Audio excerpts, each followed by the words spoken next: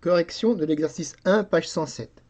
Complète ces tableaux de proportionnalité en expliquant comment tu fais. Donc on va utiliser les deux méthodes que l'on a vues. Je peux multiplier la première ligne par un nombre pour obtenir la seconde ligne, ou je peux multiplier la première colonne par un nombre pour obtenir la seconde colonne. Alors dans le premier cas, la première colonne c'est 2 et 3, deuxième colonne 4 et il me manque ce nombre-là. Donc le plus simple est de passer de 2 à 4 en multipliant par 2. Donc là, on va agir sur la première colonne, la multiplier par 2 pour obtenir la deuxième. Donc on vient de trouver 2 fois 2, 4. En bas, on fait donc 3 fois 2, 6.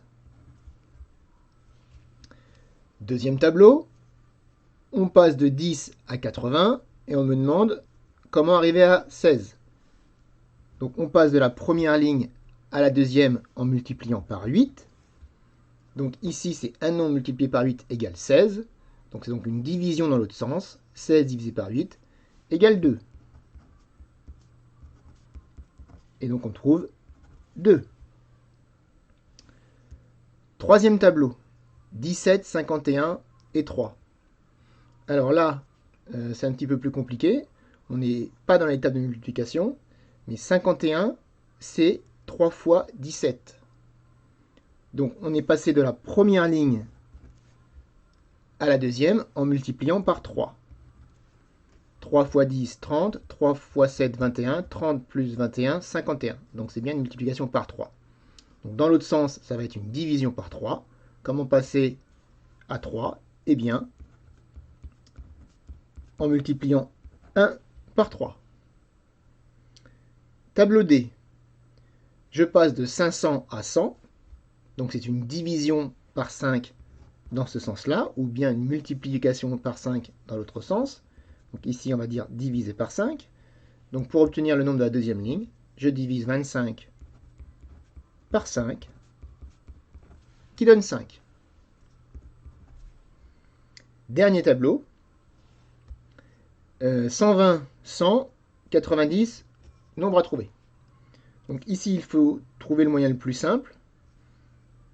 Passer de 100 à 120, c'est une multiplication par 1,2 pour passer de la deuxième ligne à la première.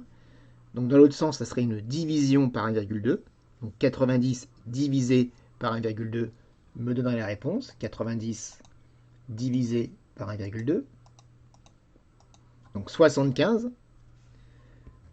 Mais le plus simple pour le faire sans calculatrice, c'était de passer à une autre colonne, la colonne 30.